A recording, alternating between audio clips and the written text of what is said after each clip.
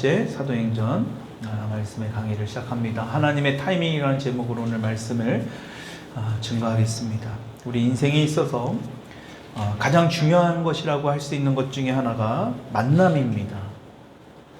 우리가 누군가를 만나는가, 어떤 사람을 만나는가에 따라 우리 인생은 굉장히 달라질 수 있습니다. 그래서 우리가 그 사람을 알려면 가장 친한 친구가 누구인지를 보면 안다고 하는 말이 있을 정도로 내가 누군가를 만난다는 것은 우리 인생에 있어서 가장 아주 중요한 영향을 줄 수 있습니다. 그 중에서 우리 인생의 가장 중요한 만남은 하나님과의 만남일 것입니다. 자격도 없고 죄도 많고 허물도 많은 우리를 하나님께서 만나주셨다는 것, 오늘도 우리가 이렇게 예배를 드리는 가운데 하나님이 우리를 만나주시기 위하여 임재해 주신다는 것, 이것이 얼마나 큰 영광이고 감사인 건지 모릅니다. 여러분, 그런데 그 모든 것이 우리의 뜻이 아니라, 우리의 생각이 아니라, 우리의 계획이 아니라 하나님의 시간, 하나님의 타이밍에 그 모든 것이 일어난다는 것입니다. 오늘 본문에도 보면 어떤 사람과의 만남에서 기가 막힐 정도로 하나님의 타이밍이 있다는 것을 우리가 볼 수 있습니다. 우리가 읽었지만 26절의 말씀 다시 한번 읽어봅시다. 주의 사자가, 시작. 주의 사자가 빌립에게 말하여 이르되 예루살렘에서 가사로 내려가는 길까지 가라 하니 그 길은 광야라. 여러분, 이제 설교 말씀을 하다 보면 하나님의 말씀을 자꾸 우리가 같이 읽는 이런 것을 많이 합니다. 여러분, 예전에는 사실 설교 말씀이요, 하나님의 말씀을 읽는 겁니다. 근데 이게 자꾸 이 교회에서 예배에 어떤 프로그래밍화되고 또 설교하게 되고 어떤 이런 것도 신학적으로 만들어가면서 자꾸 이것을 설명하려고 하다 보니까 잘못된 설명으로 또 와전되는 경우도 덜어 있기도 하고, 중요한 것은 하나님의 말씀을 전하는 건지 개인의 간증을 전하는 건지, 사실 또 이런 것도 있어서 어떤 교회에서는요, 이 말씀을 읽기 전에 설교 말씀을, 이 본문 말씀을 충분히 읽은 다음에 이렇게 말씀을 전한다고 해요. 사실 그것도 정말 맞는 것 같아요. 그래서 우리가 자꾸 이 말씀을 좀 읽으면서 우리가 설교 말씀을 들어야 되는 것이 중요한 겁니다. 여러분, 중요한 건 오늘 이 본문 말씀을 보게 되면 빌립에게 주의 천사가 나타납니다. 그리고 이 주의 천사가 뭐라고 이야기합니까? 갑자기 남쪽으로 가라고 합니다. 혹시 그 지도 좀 열어줄 수 있나요? 지금 보게 되면 빌립은 이전에 사마리아에 있었어요. 근데 지금 이 주의 천사가, 하나님의 메신저를 가지고 이 주의 천사가 어디로 가냐, 이 가사로 내려가는 길로 가라고 합니다. 그러니까 가사로 내려가는 길, 그 가사라는 지역이 오늘날의 가자 지구를 이야기합니다. 뉴스에 굉장히 많이 나오죠. 전쟁도 일어나고 그래서 막 이스라엘 사람들을 많이 그 팔레스타인들도 많이 사망하고 막 그런 아주 분쟁 지역에 있는 그 가자 지구가 바로 이 가사입니다. 사사시대에 삼손이 죽었던 그 지역이 바로 또 가사이기도 합니다. 여러분, 이 가사 지역이 어떤 지역인가 성경은 분명하게 말씀해요. 26절 그 마지막 후반절에 뭐라고 말씀하고 있습니까? 그 길이 광야다라는 거예요. 이 가사로 내려가는 길까지 가라고 했는데 그 길이 바로 어느 길이냐? 바로 광야다라는 겁니다. 뜨거운 모래바람이 불고 뜨거운 태양이 내리쬐는 곳, 사람이 숨쉬기고 힘들고 서 있기도 힘든, 여러분, 전에도 말씀드렸지만 이 광야는 사람이 살 수 있는 곳이 아닙니다. 여러분, 그것으로 지금 이 하나님께서 가라고 빌립에게 말씀을 하고 있다는 거예요. 여러분, 우리 머리로는 도저히 이해할 수 없는 상황입니다. 우리가 지난 시간에도 보았지만 여러분, 빌립은 지금 사마리아로 가서 전도도 잘하고 있습니다. 거기서 많은 열매가 일어났습니다. 병든 자도 치유가 일어나고 귀신 들린 자가 귀신이 쫓아내는 그 놀라운 기적을 막 행사하고 있습니다. 여러분, 그런데 갑자기 하나님께서 이런 많은 역사와 기적을 뒤로하고 그렇게 일으키는 상황에서도 빌립에게 지금 가사로 내려가는 길, 바로 광야로 가라고 말씀하고 있다는 겁니다. 광야는 사람이 살 수 있는 것이 아닌데 거기에 무슨 사람이 있다고, 무슨 복음을 전할 사람이 있다고 하나님께서 이 가사로 가라고 말씀하실까? 근데 하나님은요, 왜 그것을 가라고 말씀하시지 않아요. 설명해 주시지 않습니다. 그냥 가라는 거예요.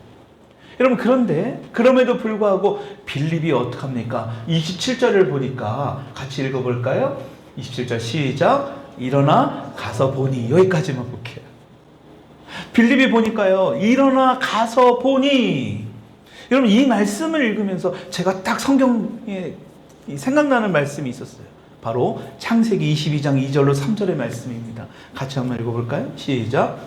여호와께서 이르시되 내 아들 내 사랑하는 독자 이삭을 데리고 모리아 땅으로 가서 내가 내게 일러준 한 산 거기서 그를 번제로 드리라.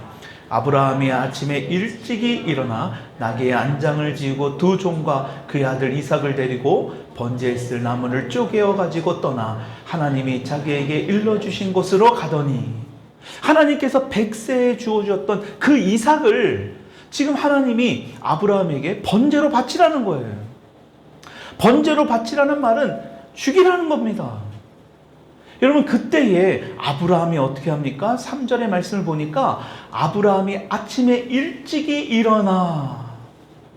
오늘 이 말씀, 지금 이 빌립도요, 하나님께서 광야로 가라 라고 말씀하는데 일어나 가서 보니, 지금 빌립과 아브라함의 이 상황이 굉장히 비슷해 보입니다.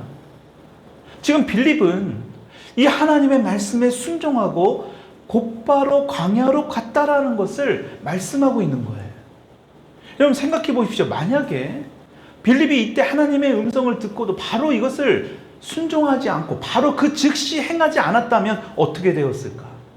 오늘 우리가 읽은 이 본문 말씀 8장 이 뒤에 우리가 읽었던 이 말씀대로 빌립이 내시를 만나는, 이디오피아의 어떤 아주 여왕의 내시를 만나는 이 일이 없었을 거예요.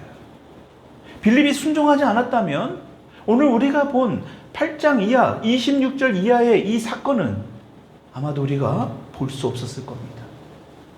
물론 우리가 순종하지 않는다 하더라도 하나님은 다른 사람을 통해 충분히 하나님의 일을 이뤄낼 수 있는 분이에요. 여러분, 그래서 우리가 기록해야 될 게 있습니다. 우리가 이 일에 순종하지 않으면 하나님은 다른 사람을 통해서도 반드시 이뤄내십니다. 꼭 우리가 대단해서 우리에게만 그 일을 맡기는 분이 아니라는 것을 우리가 알아야 돼요.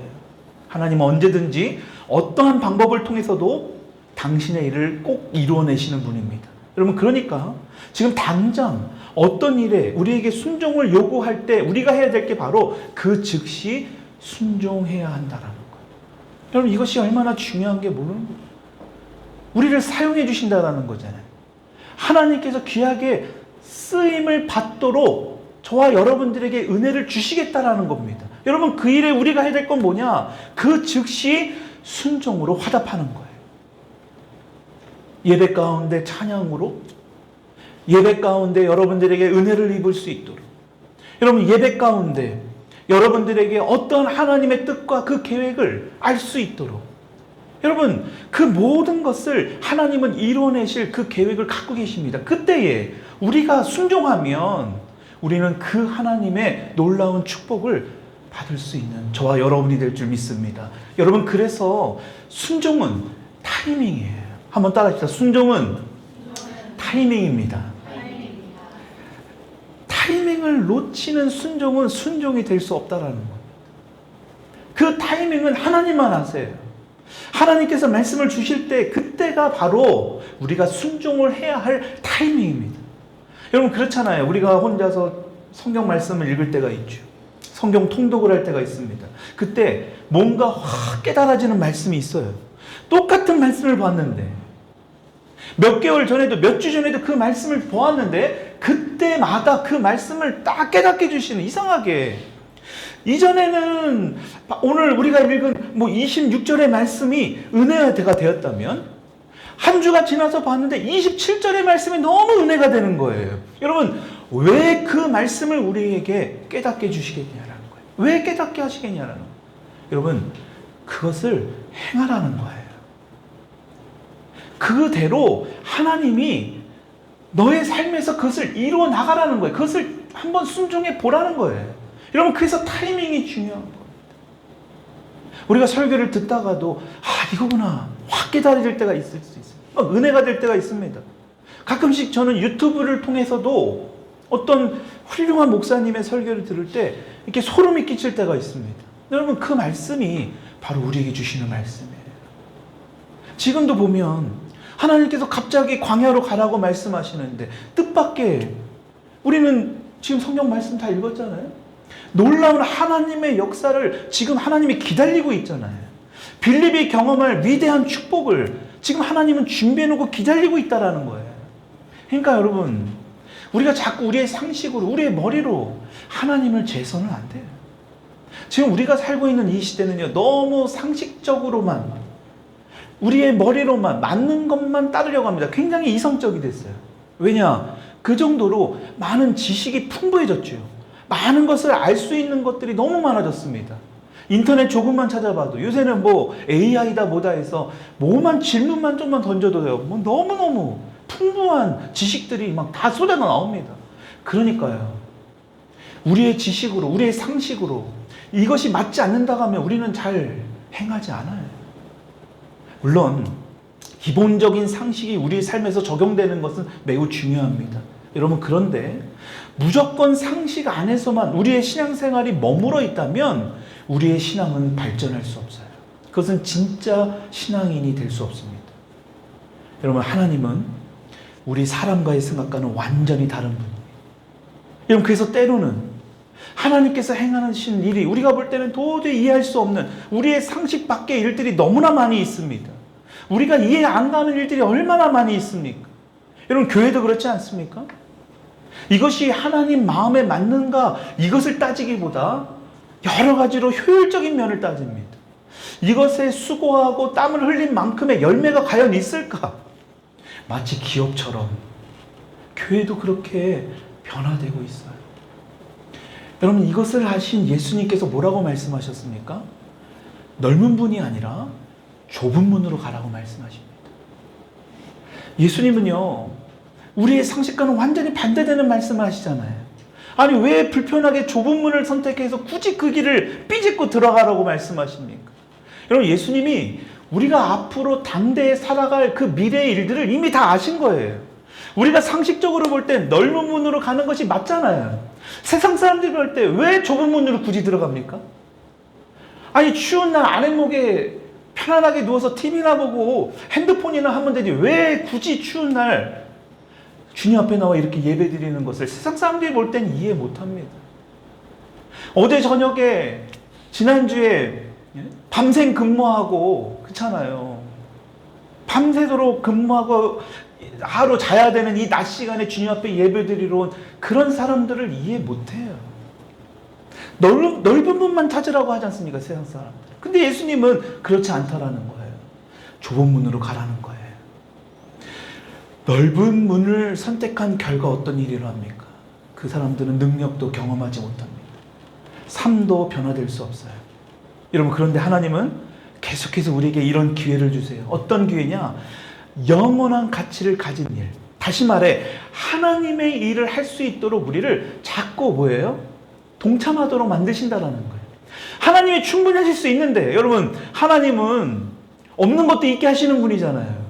아니, 돌도 들어서 생명으로 만드실 수 있는 분이 하나님 아니십니까? 여러분, 그런데도 불구하고 하나님께서 우리를 들어 사용하신다는 거예요. 여러분, 이것이 얼마나 귀한 겁니까? 매 순간 계속해서 그 기회를 주고 계세요. 지금도 그 기회를 주십니다. 이 예배가 끝나고 여러분들의 삶 속에 돌아가서도 그 기회를 주세요. 우리의 매일 삶 속에서도 계속해서 하나님께서 우리와 함께 하실 일들을 우리에게 자꾸 도전시켜 주시고 자꾸 우리가 순종할 수 있도록 그것을 보게 해 주신다라는 겁니다.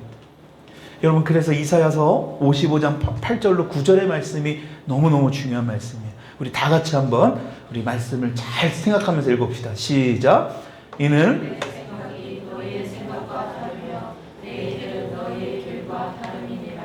여호와의 말씀이니라. 이는 하늘이 땅보다 높음 같이 내 길은 너희의 길보다 높으며 내 생각은 너희의 생각보다 높음이니라. 아멘. 하나님의 생각은 우리의 생각과 자체가 달라요. 우리의 상식 밖의 일들이 하나님의 일을 통해서는요, 너무나 당연시 일어나는 일인 거예요. 그러니까 우리가 자꾸 우리의 상식으로, 우리의 머리로 하나님의 일을 들여다보려고 해서는 안 된다라는 겁니다. 여러분, 이렇게 하나님의 상식 밖에, 우리가 봤을 때는 상식 밖의 일들을 하나님께서 말씀하셨을 때, 그것에 순종했을 때 상식을 뛰어넘는 일을 경험하게 되는 것을 봅니다. 우리 27절의 말씀 우리 한번 읽어봅시다. 시작. 일어나서 가서 보니 에디오피아 사람 곧 에디오피아 여왕 간닥의 모든 국고를 맡은 관리인 네시가 예비하러 예루살렘에 왔다가, 여러분 보십시오. 순종하는 사람에게는 전혀 예상하지 못한 놀라운 세계를, 세상 사람들이 전혀 이해하지 못하는 새로운 차원의 삶을 경험하게 된다는 거예요. 아무도 없는 강요로 갔는데, 여러분 사실 빌립이 이게 지금 다 이해하고 갔겠습니까? 왜 가야 되는지 몰라요. 빌립은 그냥 간 거예요. 말씀에 순종한 겁니다. 근데 놀랍게도 이 광야에, 사람이 있으면 안 되는 그 광야에 지금 에디오피아의 네시가 수레를 타고 가는 중이었다라는 거예요.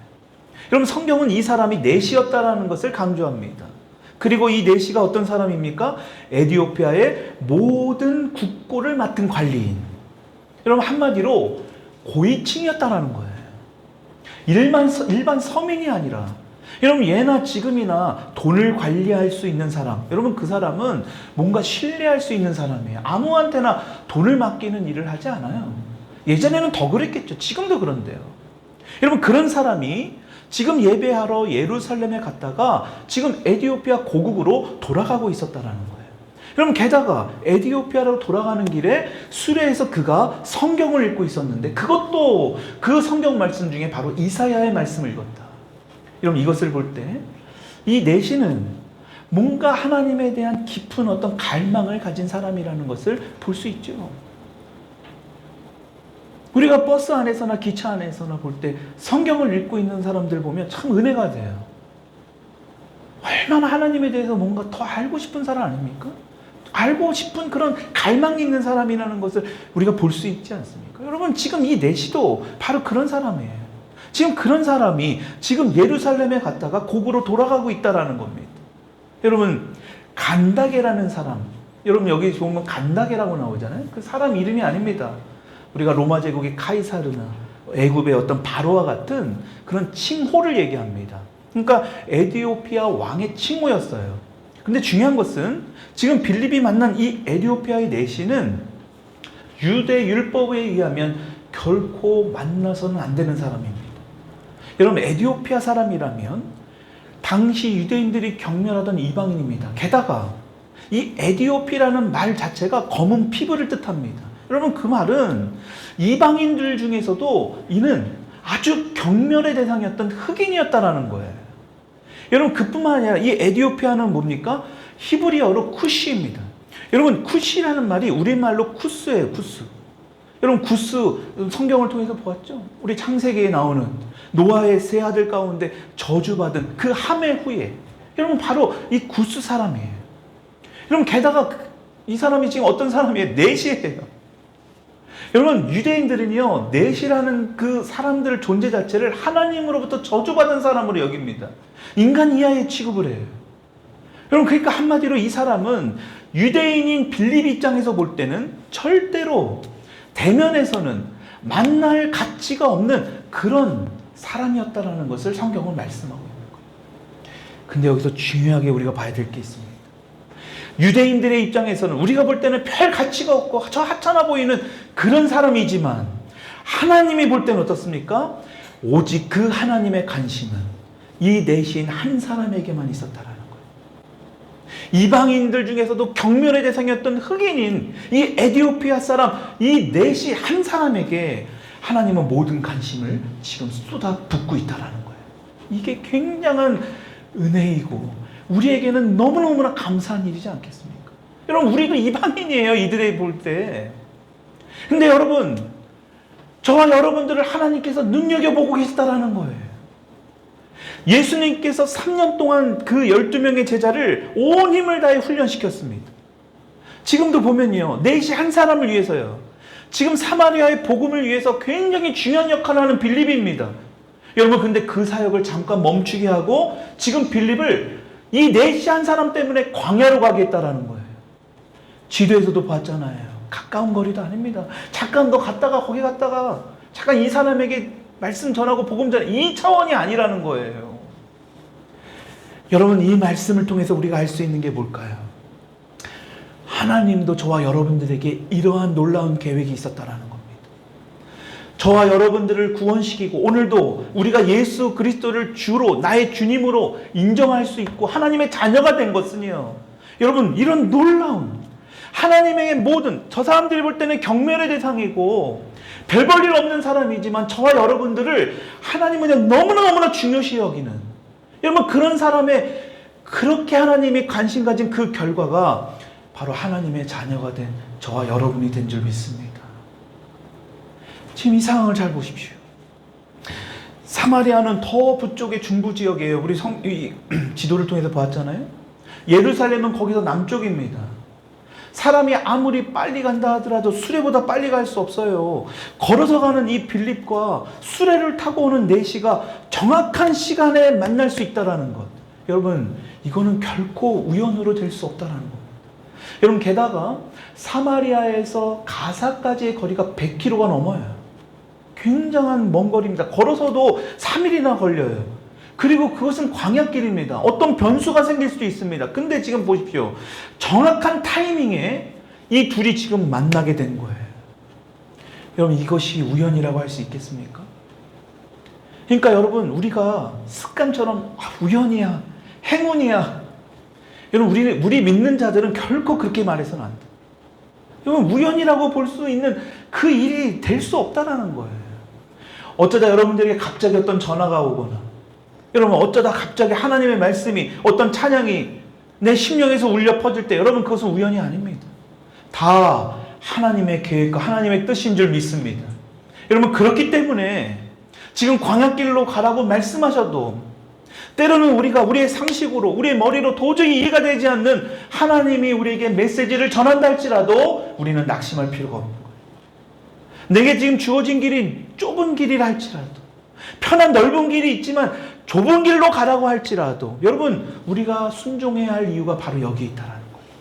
거기에는 하나님께서 예비하시고 놀라운 계획하신 일이 있다는 것. 여러분, 오늘 빌립이 이 내시를 만남을 통하여 엄청난 축복의 만남이 계획하고 있다는 것. 여러분, 그것을 우리가 볼 수 있기를 축복합니다. 여러분, 이렇게 빌립을 사마리아로부터 광야로 이끌어 오신 성령께서 여러분 빌립에게 지금 에티오피아 내시가 타고 있는 수레로 가까이 갈 것을 말씀합니다. 29절 읽어봅시다. 성령이 시작. 성령이 빌립더러 이르시되 이 수레로 가까이 나아가라 하시거늘. 여러분, 가까이 나아가라는 거예요. 그리고 나서 30절 읽읍시다. 시작. 빌립이 달려가서 선지자 이사의 글 읽는 것을 듣고 말하되 읽는 것을 깨닫느니라. 30절에 빌립이 달려가서, 빌립이 지금 마차를 타고 간 게 아닌데 맨몸으로 수레를 따라가고 있다는 거예요. 보통 힘든 일이 아니죠. 성령께서 지금 엘리야처럼 어떤 순간 이동의 능력을 이 빌립에게 주신지 모르겠지만 지금 그 달려가서 수레에 가까이 가게 된 겁니다. 그게 중요한 게 아니라, 어떤 분들은 이제 그런 거에 막 포커스가 맞춰서 순간 이동 능력을 행했던 빌립. 저도 제가 볼 때는 초자연적인 일이 일어난 건 맞아요. 근데 거기에 우리가 포커스를 둬서는 안 됩니다. 그거는 다 자연적으로 따라오는 일들이에요. 여러분, 그러니까요, 우리가 어떤 초자연적인 일들의 마음을 뺏기면 여러분, 그것은 잘못된 이단으로 갈 수 있는 거예요. 기적과 이사는 예수님을 바라보기 위한 하나의 도구입니다. 예수님을 더 믿음으로 바라보게 하기 위한 하나의 능력이에요. 여러분, 근데 그것의 목적이 돼서는 안 됩니다.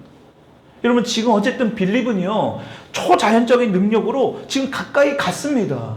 여러분, 그런데 놀랍게도 내시가 이사야의 말씀을 읽고 있는 거예요. 이사야가 66장까지 있는데 그 중에서도 지금 이 내시가 읽은 이 말씀이 53장의 말씀이 있는 거예요.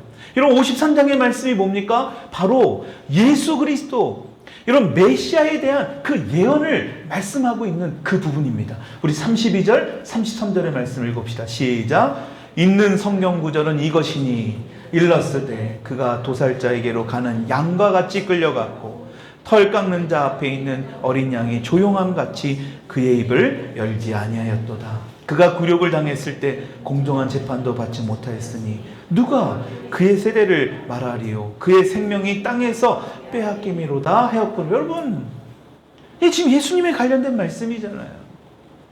이게 어떻게 우연이 될 수 있겠습니까?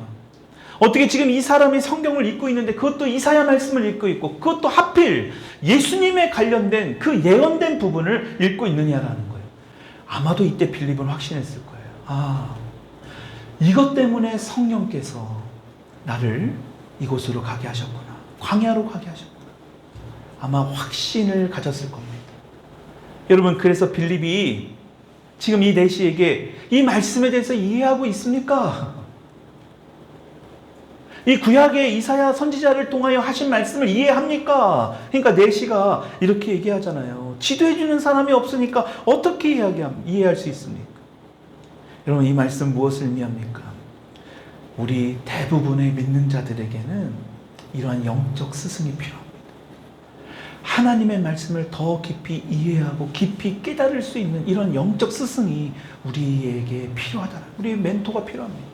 그래서 여러분, 사도 바울 선생님도 이런 말씀을 했습니다. 로마서 10장 17절 너무나 잘 알고 있는 말씀 읽어봅시다. 시작. 그러므로 믿음은 들음에서 나며 들음은 그리스도의 말씀으로 말미암니다. 여러분, 지금 이 내시는요, 유대인들에게는 이방인이고 혐오의 대상자인지 모르지만 에디오피아 나라 안에서는 국고를 맡은 고위관리자예요. 여러분, 그런데 이 내시가 굉장히 겸손한 사람이라는 걸 알 수 있어요. 자신이 읽고 있던 성경 말씀에 대해 더 깊이 뭔가를 깨닫고 싶었던 거예요. 그 말은 더 하나님에 대한 갈급함이 있었던 거예요. 더 알고 싶었던 겁니다. 그러니까 빌립에게 배우기를 주저하지 않죠. 여러분, 이것이 바로 겸손이에요. 좋은 영적 스승을 만나서 이 내시가 지금 뭐합니까? 듣잖아요. 말씀을 들어요. 여러분, 그러니까 이 내시에게 뭐합니까? 믿음이 생기기 시작합니다. 그 갈급함으로 하나님을 더 알고자 하는 마음으로 하나님의 말씀을 들으니까요. 빌립을 통하여 복음을 들으니까 내시에게 믿음이 들어가기 시작한 거예요. 여러분, 그래서 34절 읽어봅시다. 그 내시가 시작. 그 내시가 빌립에게 말하되 청컨대 내가 묻노니 선지자가 이 말한 것이 누구를 가리킴이냐. 35절도요. 자기를 가리킴이냐 타인을 가리킴이냐. 빌립이 입을 열어 이 글에서 시작하여. 여러분 보십시오. 이 사람이 과연 누구냐 그러면 지금 이사야 말씀을 통하여 말씀하시는 이 사람, 그 사람이 과연 누구냐. 지금 뭐예요? 적극적인 질문의 태도로 바뀌어버립니다. 뭔가 더 알고 싶은 거예요. 여러분, 이 질문은 굉장히 중요한 질문입니다. 왜? 구원자 예수 그리스도를 지금 그분이 누구냐? 이걸 지금 굉장히 중요시 여기잖아요. 여러분, 빌립이 성경에 예언된 그분, 지금 이사야 선지자를 통하여 말씀하신 그분이 바로 예수님이라는 것을 이 내시에게 알려요. 복음을 전했다라는 거죠. 그래서 35절에도 예수를 가르쳐 복음을 전하니. 여러분, 복음이 뭡니까? 한마디로 말씀하면 복음은 예수 그리스도예요. 예수 그리스도의 십자가와 부활이 복음입니다. 여러분, 이렇게 복음을 내시에게 전하니까요. 내시가 어떤 반응을 보입니까? 36절입니다. 같이 읽읍시다. 시작. 길 가다가 물 있는 곳에 이르러 그 내시가 말하되 보라, 물이 있으니 내가 세례를 받음에 무슨 거리낌이 있느냐. 여러분, 지금 길을 가다가 물 있는 곳이라면 그냥 물 운동이 정도, 오아시스? 깨끗한 물이 아닌 것 같아요. 지금 물이 있으니까 지금 내시가 바로 지금 세례를 받겠다라고 합니다. 36절에 내가 세례를 받으면 무슨 거리낌이 있느냐. 여러분, 이 말이 뭐예요? 내가 고위층이든 높은 지위에 있는 사람이든 내가 이방인이든 흑인이든 내가 세례를 받는데 어떤 장애와 방해가 될 수 없다. 여러분, 이것은 굉장한 믿음을 선포하는 거예요. 지금 내시가 이러한 믿음을 선포할 수 있는 이유가 뭡니까? 예수 그리스도의 복음을 전하니까요. 그 복음을 들으니까요. 이 내시에게 그런 믿음이 생겨진 거예요. 여러분, 그러니까 우리가 세례가요, 세례를 받아야지만 구원을 받는 게 아니잖아요. 구원을 받은 자의 확신, 표징, 여러분 그 세례식이잖아요. 그렇죠? 여러분, 그러니까 지금 내시가 그것을 명확하게 지금 그것을 증거하고 있는 겁니다. 근데 37절에 보면, 성경에 보면 없음이라고 나오잖아요. 근데 어떤 사본에는 이렇게 되어 있어요. 같이 앞에 띄워놓은 말씀 읽을까요? 시작. 빌립이 말하기를 당신이 마음을 온전히 하여 믿으면 세례를 받을 수 있습니다. 내시가 대답했습니다. 나는 예수 그리스도께서 하나님의 아들이신 줄 믿습니다. 아멘. 여러분 보세요. 우리가 세례할 때도 똑같이 이런 것을 하잖아요. 그렇죠? 이때도 초대교회에도요, 세례를 구할 때는 많은 사람들 앞에 이 믿음을 선포하게 했습니다. 공식적으로 선포하게 했어요. 여러분 지금 내시가 많은 사람이 없지만 지금 그 빌립 앞에 아마도 이 에티오피아 내시는 많은 뒤에 그 부하들이 많이 있지 않았겠습니까? 신하들이 있는 그 상황에서. 여러분 그 상황에서 내가 예수 그리스도께서 하나님의 아들이신 것을 믿습니다라고 공식적으로 선포합니다. 여러분 이렇게 한 사람을 통해 에티오피아의 복음에 들어오는데 굉장히 중요한 역할을 하게 되는 거예요. 여러분 실질적으로 지금도 에티오피아 지역에는요 많은 크리스천들이 있다고 해요. 실제로 그렇다고 합니다. 여러분 38절 39절의 말씀도 한번 읽어봅시다. 시작. 이에 명하여 수레를 멈추고 빌립과 내시가 둘 다 물에 내려가 빌립이 세례를 베풀고 둘이 물에서 올라올새 주의 영이 빌립을 이끌어 간지라. 내시는 기쁘게 길을 가므로 그를 다시 보지 못하니라. 여러분 보십시오. 세례받은 내시가 어떻게 됩니까? 기쁘게 길을 갔다. 여러분 우리가 지난번에도 보았죠? 사마리아 지역에 복음이 전하니까 큰 기쁨이 그들에게 임했습니다. 우리가 찬양도 했잖아요. 기뻐하는 것. 영어 성경에 보면 여기 계속 기뻐하고 찬미하며 갔다라고 기록합니다. 그러니까 내시는요, 진정한 구원이 자신에게 임하는 것을 보니까 사마리아인들이 경험했던 큰 기쁨이 이 내시에게도 지금 임하게 됐던 거예요. 여러분, 그러나 빌립이 어떻게 됩니까? 그 자리에서 바로 사라졌다라고 성경은 말씀합니다. 성령께서 빌립을 끌어 다른 데로 보내셨다는 거예요. 여러분 이끌어 갔다라는 성경 말씀의 원어를 보면 확 낚아채서 다른 데로 보내졌다라는 뜻의 동사입니다. 그러니까 이 두 사람은 이때 헤어지고 서로 다시 보지는 못했습니다. 복음을 듣고 예수님을 영접하고 돌아간 이 내시가 에티오피아 복음화에 아주 중요한 역할을 했을 거예요. 그럼에도 불구하고 빌립은 자기가 전도한 그 열매를 눈으로 직접 보지는 못했습니다. 그냥 또 다른 곳으로 가서 주님이 원하시는 사역을 하게 하셨습니다. 여러분 이것은 뭘 말합니까? 우리도 이럴 때가 있어요. 내가 열심히 뭔가를 했는데, 내가 열심히 주님의 일을 했는데 그 열매를 보지 못할 때가 있습니다.